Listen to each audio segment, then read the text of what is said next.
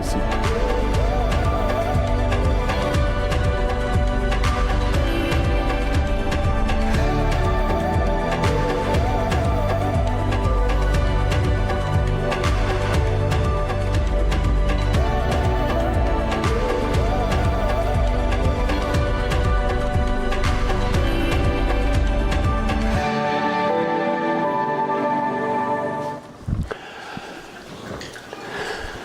The preposterous adventure. A grand story spanning the beginning of time until the end. And underneath that canopy of this grand preposterous adventure are all these stories of the individuals' lives who make up history. And each of their stories is really another mini preposterous adventure. I'm sure if you would look back at the course of your life, you would be able to identify with some of these adventures. Some of them would be crises. Some of them would be times of comfort or comforts, the valleys where everything in you wanted to try and fix a problem, but it was just outside your reach. And instead, the place in your heart was filled with anxiety or worry or grief. And hopefully on the other end of the spectrum, you had some of those mountaintop experiences where the joys and the blessings and the privileges of being a child of God maybe even showed themselves in a material way, and you got to sit back and go, oh, this is good. I can reflect on them. I think back to September the 23rd in the year of our Lord, 0. September 23rd, 2000. Vanessa and I picked up and packed up, I should say, everything that we owned, which wasn't much, put it into a cleaned out livestock trailer, because that's what we had access to, and probably wouldn't have mattered if we cleaned it out. Nothing we had any value.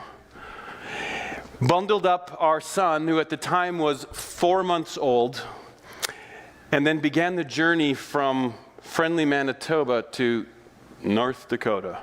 They said it was warmer in the south. We weren't that smart.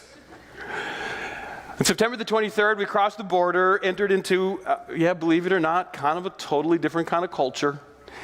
And I gotta tell you, there's nothing really more weird, in my opinion, than moving into a small town in rural North Dakota, especially if you're the pastor, which is easy to identify because you're moving into the one house in a small town that is identified as the parsonage. So that means everybody in the small town knows exactly who you are, what you're up to, where you're going to work, and a little bit about you, and you know no one. I probably had some weird old movie in the back of my mind, but I'm certain that as I walked down the streets to my office in those first days, people were peering at me through their blinds. It's awful. Very uncomfortable, if I'm being totally honest. On that first day, our families helped us get everything settled in our home. We unpacked boxes. It was quite a large home and bigger than anything we had lived in. We mostly lived in apartments up until that point, so there were lots of empty rooms, kind of uncomfortable space. We had dinner together. It was good, and then they all went home and left us there. It was the evening we're on. We tucked our oldest child, okay, there's nothing about putting that kid to bed that could be described as tucking him in. It was more of a 2-hour wrestling match that ended up in a coma. And when I awoke from the coma, we put him in his bed. And then we stood in the living room. Why is it that when you recall things, the emotions of the moment come back? That's crazy. We looked out the window, and it was so alone. And we thought, what did we do? And then in the dark of the night, we heard this noise.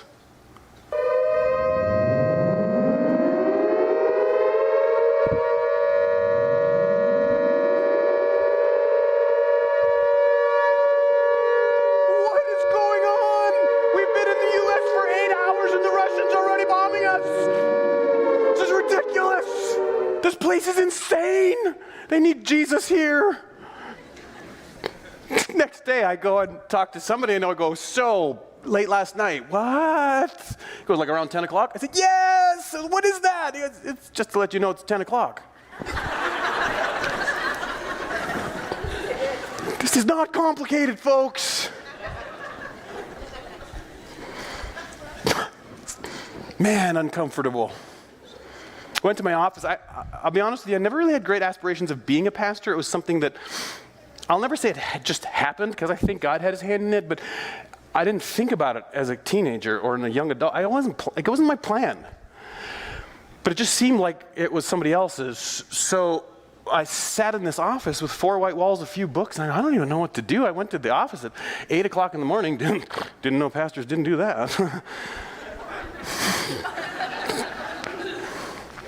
So glad when the phone rang. It was one of the board members. He calls me up in the morning and he says, hey, would you like to go visit some people in the nursing home? Yes, I would love to.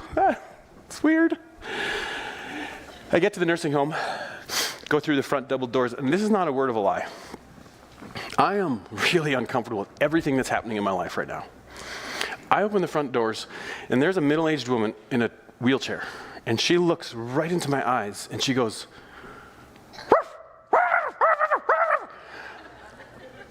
Paul?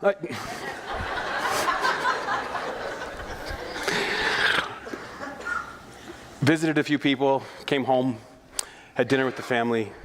9 o'clock in the evening, the phone rings again. The same board member. And he says, Pastor Mason, that's jarring, just to hear that title. One of the gentlemen that we visited today passed away. We would like it if you could do the funeral on Friday. I'm like, oh my gosh. Like, I didn't really think about being a pastor, and though I had been to a few funerals, I never paid attention to what happens. I am in so far over my head at this point. To make matters worse, I found out the next day that one of my childhood idols, and the only reason it was an idol is because we had these cassette tapes. And they were super funny. He was a Christian comedian. His name was Ken Davis. And I mean, I memorized these things. It was so funny to me. I found out the next day that this was his father-in-law, and he was going to be sitting in the front row at my first sermon ever as the pastor of this church. Oh, man, I called my dad, and I did this. I just bawled. This is a mistake. I can't do this. My dad doesn't show a lot of emotion, but he did admit to me a couple years later that he thought the same as I.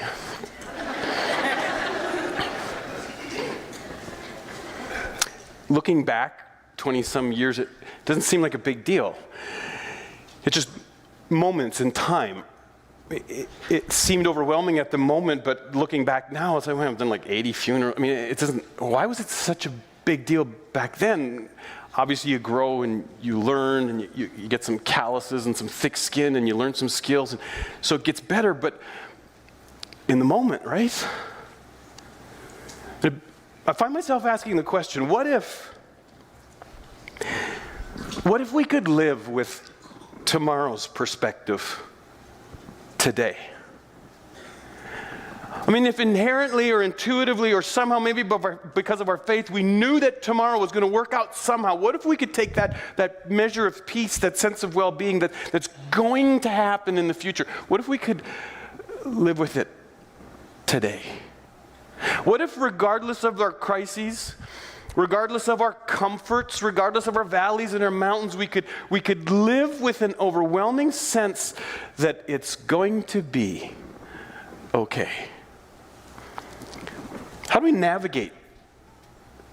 How do we navigate so that in the moment we not only have this inner sense of well-being, but that we don't lose sight of this mission, which we talk about so often, about being the church and letting God love us and loving Him in return and loving others in Jesus' name? What if we could kind of hang on to that in the moment as if tomorrow were already real? In Isaiah's time, I was going to give you a grand old history lesson. We don't have that kind of time this morning, so I jotted something down on a paper, and then the cool guys at the back, Thomas mainly, put this picture up, and it kind of fit all this thing in. And just understand timelines are kind of difficult. They're approximate. We kind of know, but years and days are a little tough to measure. So we started back with Abraham, Isaac, Jacob, Joseph, 400 years of slavery. Then there was Moses. Around the time that Moses was born, and we're not exactly sure, there's another person we've heard of. I guess it's up there now.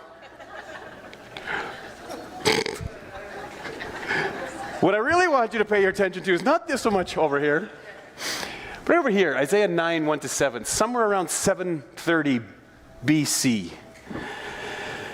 King Ahaz is facing a predicament.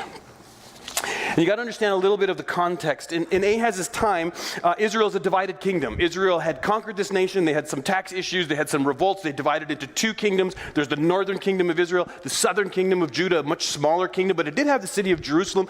King Ahaz was the king of that southern community, except the Assyrians were coming. Now, the Assyrians are in the area that we today know as Iran and Iraq, and they were a powerful nation and a ruthless nation, and they were building an empire. Come hell or high water, they were going to take over the world as they knew it. And so they were pressing westward and southward, and they started getting into what we call Syria today. They already taken over part of today's Turkey, and they were starting to pressure southward into Israel and King Ahaz's territory, King Judah. And so two kings, one in Israel and one in a neighboring country, came to Ahaz and says, we're going to issue an ultimatum. Here are your options. Either join us and the three of us will go and fight against the Assyrians. That's a bad option. See, the Assyrians weren't only ruthless and tough, but if they sensed that you were rebelling against them and resisting them, they were that much worse.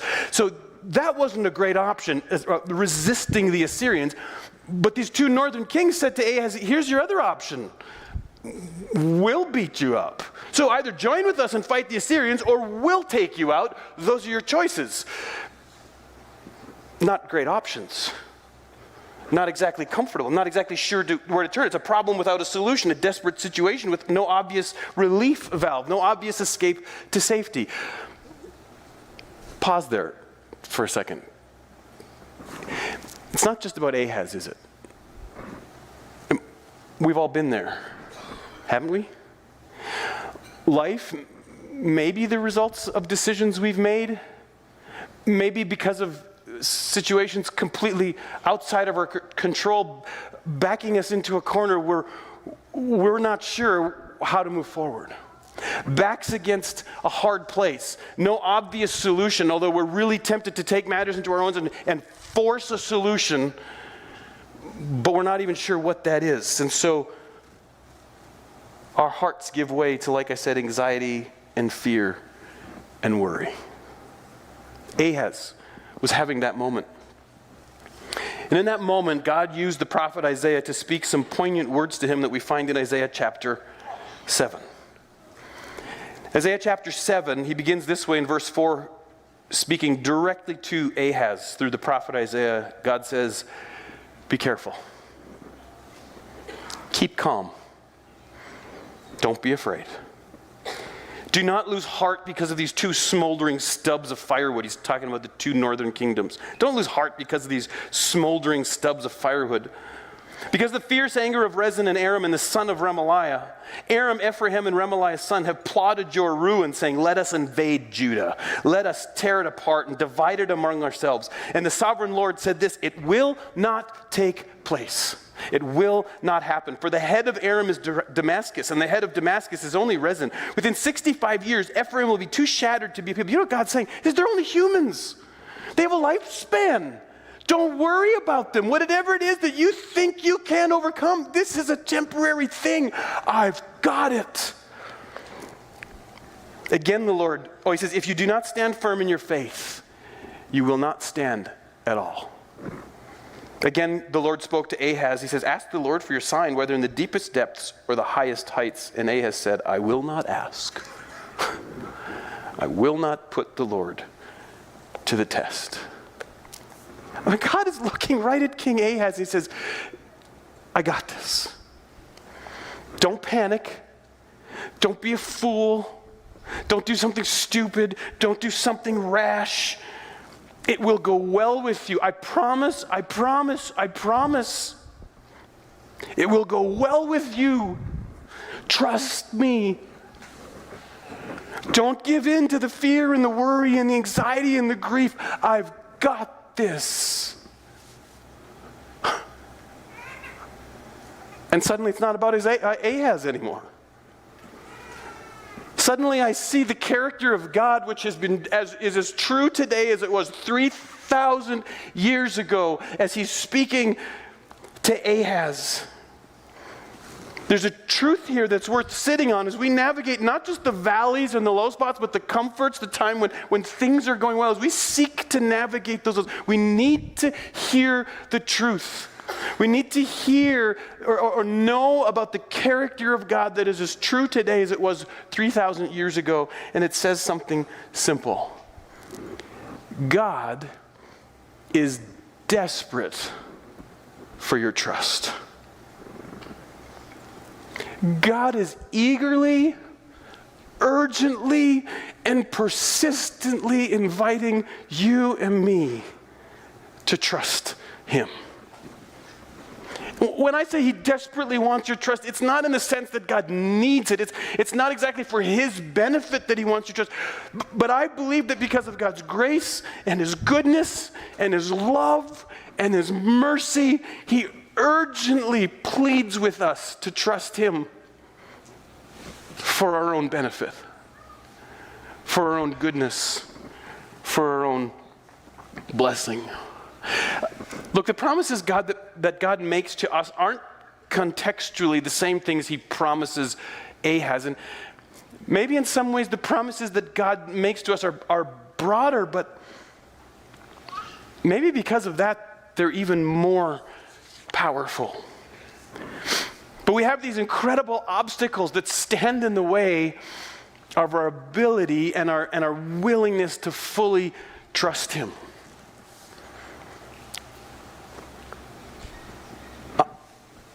I'm just going to be honest. I'm afraid.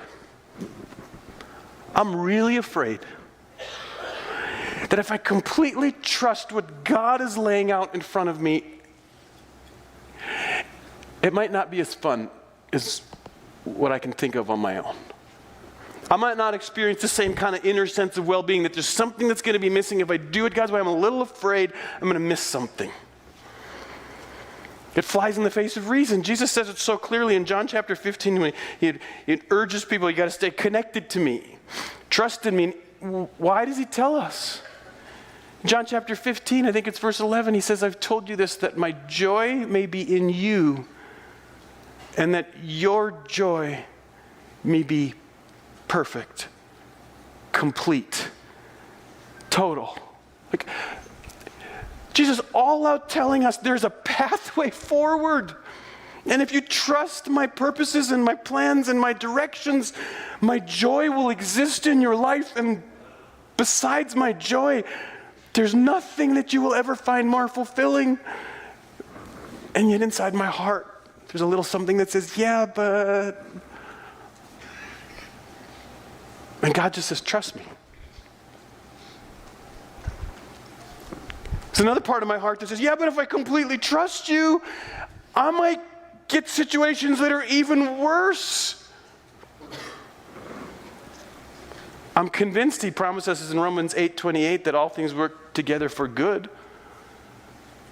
to those that love him. Yeah, it might get a little worse, but he does promise that somehow, even when it gets worse, it's working for good, whatever that is. So I've been promised joy. I've been promised that good will happen, and the fear fights it.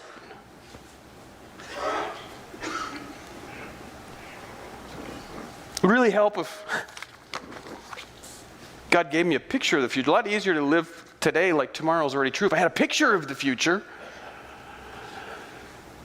And then I discovered the book of Hebrews in chapter 11, and they commend all these people who had great faith, and it says they were sure of what they hoped for, certain of what they could not see.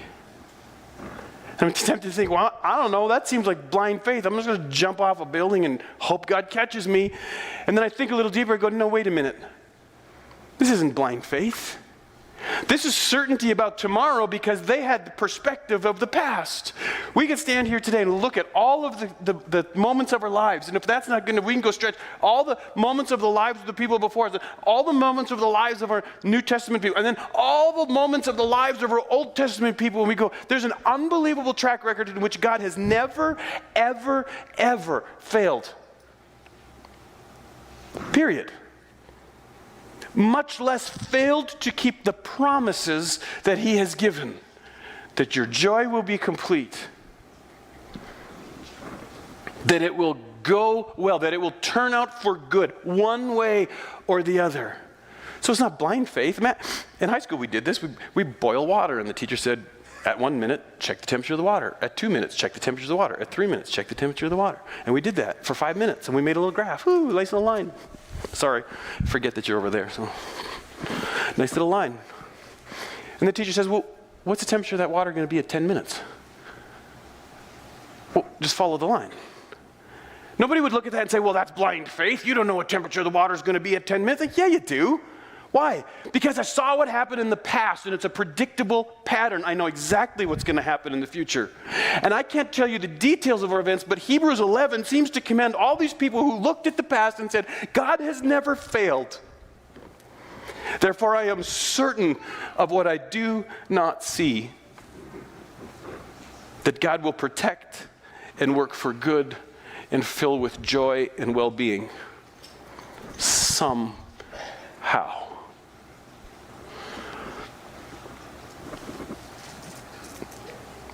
Sometimes we limit this message only to those who are in crisis. And fair to some of us are in crisis in this room. Some of us are absolutely not. Some of us are riding high. Things are well. We have a lot.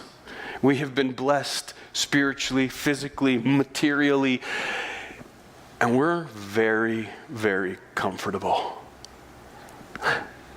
I find myself wondering, which is more difficult? Which is more difficult, to trust God in the middle of a crisis, or to trust God when we don't have a deep inherent sense of need because we have everything we want? And yet, whether it's our crisis or our comfort, I believe the same is true. God is desperate for your trust. You hear it fairly regularly, honoring this church because of the generosity that we seem to have a character of. And at the same time, you'll hear a plea that says, but why have we hit the limit? Can we give more? Can we be more generous? What if all of us were generous to the point where it hurt a little bit? Now, I've read the whole Bible, and for some reason I've never seen this verse, or it brought it to mind, but it's in Malachi chapter 3. God says, quit robbing me. I'm like, what are we, people of God, like, we're not robbing you. What are you talking about? He says, well, you're not being generous. You're not giving. You're not doing the tithes and the offerings and whatever this generosity factor is, you're not doing it. And he says this, this is verse 10 of Malachi 3, bring the whole tithe into the storehouse, that there may be food in my house. Never test God unless he tells you to test him. Just like he told Ahaz to test him, then test him. And he says this, test me in this, says the Lord God Almighty, and see if I will not throw open the floodgates of heaven and pour out so much blessing that there will not be enough room to store it. So God's purposes in terms of our creature comforts, he says, give, spread the wealth, live sacrificially. And I go, but what if I don't have enough? I don't know. What if God says I'll give you joy? God says everything will work together for good. Why don't we trust? Why don't I trust? So Ahaz is at this moment where God has said, don't be stupid.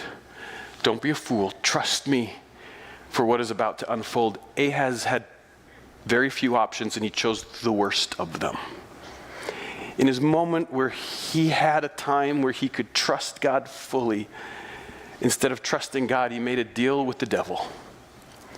He went straight to the Assyrians, this ruthless nation. He says, I'll tell you what, I'll pay you just to leave me alone.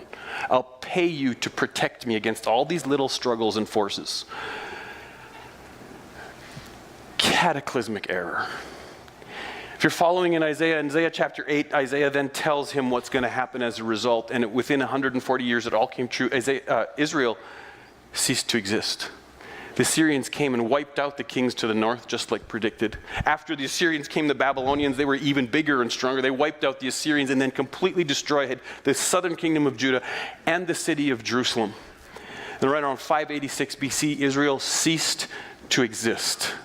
And all the people had been deported and shipped off to foreign places.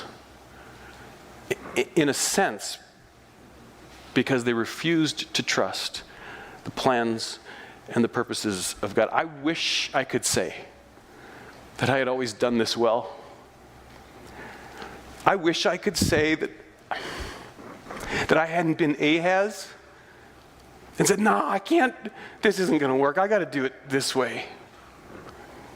And in that moment of darkness where the shadow of Ahaz's horrible decision, God gives another prophecy to Isaiah, and it's words that you have heard 1,000 times at this time of year.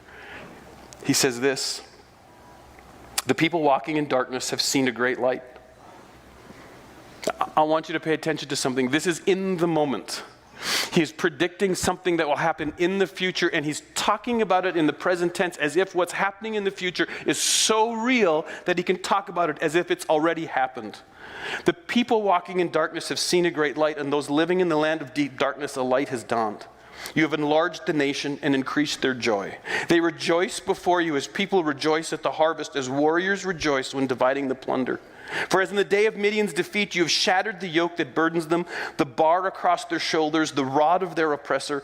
Every warrior's boot used in battle and every garment rolled in blood will be destined for burning, will be fuel for the fire. Now listen to these words. Words you've heard so many times, but think about this in the context of what is happening and the failure of the people to respond to God's urgent plea to trust him. In the heart of their failure, he says this, for unto us a child is born. To us a son is given. And the government will be on his shoulders, and he will be called Wonderful Counselor, Mighty God, Everlasting Father, Prince of Peace. Of the greatness of his government and peace there will be no end. He will reign on David's throne and over his kingdom, establishing it and upholding it with justice and righteousness from that time on and forever. The zeal of the Lord Almighty will accomplish this. In the darkness, in the shadow of our disobedience, as God is begging us to trust him, and perhaps in our own lives at times predicting our failure, we find out that as much as God is desperate for our trust, he is also lavishly generous with second chances. In the moment of failure, he offers up some kind of story about the future.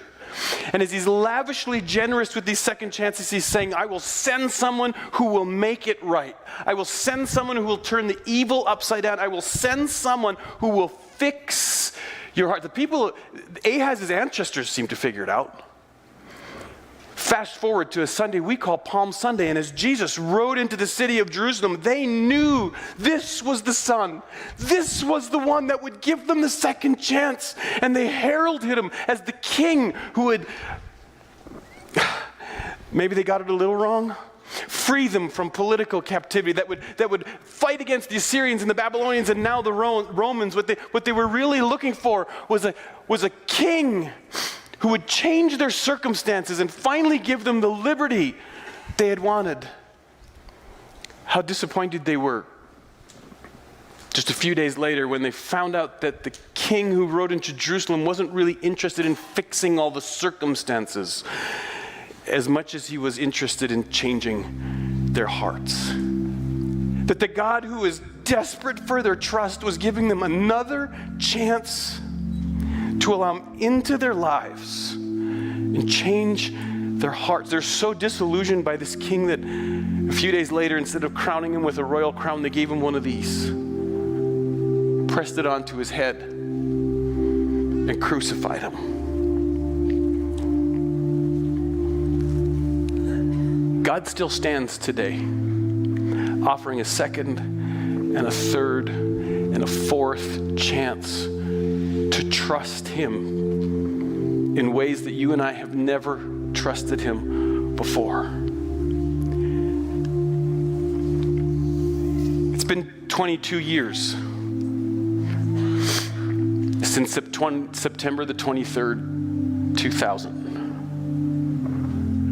As in your lives in the last decades, there's been a lot of crises, and there's been some great mountaintop experiences. And with some shame, I look back and I go, oh, the joy, the peace, and the blessing of God that I missed because I didn't trust him more fully sooner.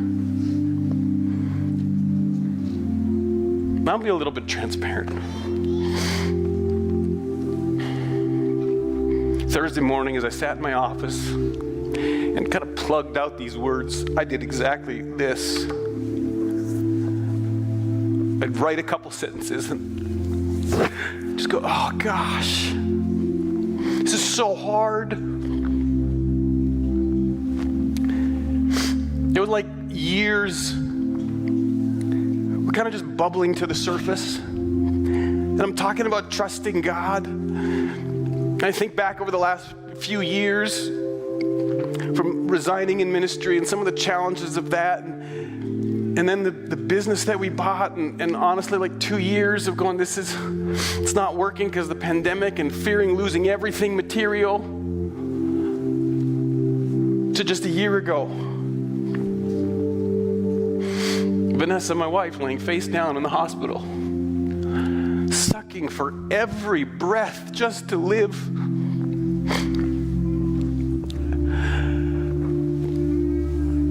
I'm writing out these words. I can't do this. I can't talk about trust. Someone says, so you got to trust God in order to get this sermon out? I'm like, oh, you dirty rat.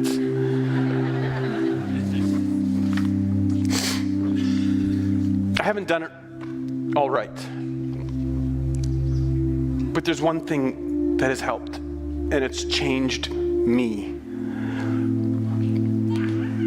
But 10 years ago, and probably my darkest internal moment, and then repeatedly in the years after that, I prayed a very blunt, honest, kind of brash prayer.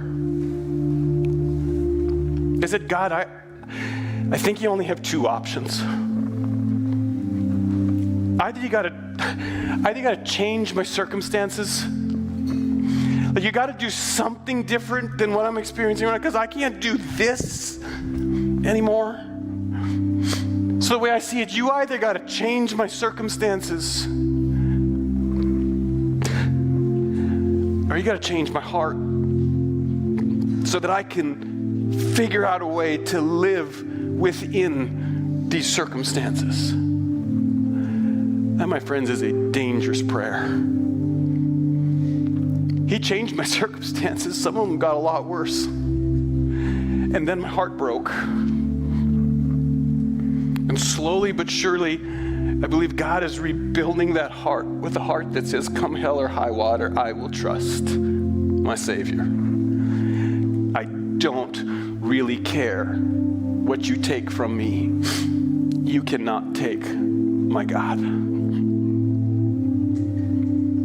I wouldn't pray that prayer unless I meant it. But I'm wondering, as the worship team leads us in a closing song, will you consider? Maybe for the first time in your life saying, okay, I haven't trusted God at all with anything and I'm ready. Would you pray that prayer? Change me? Maybe you've trusted God, but I'm wondering, as the worship team leads, would you consider just in your heart fully surrendering more of your heart than you ever have, honestly and sincerely and humbly praying, God, change my circumstances. change my heart.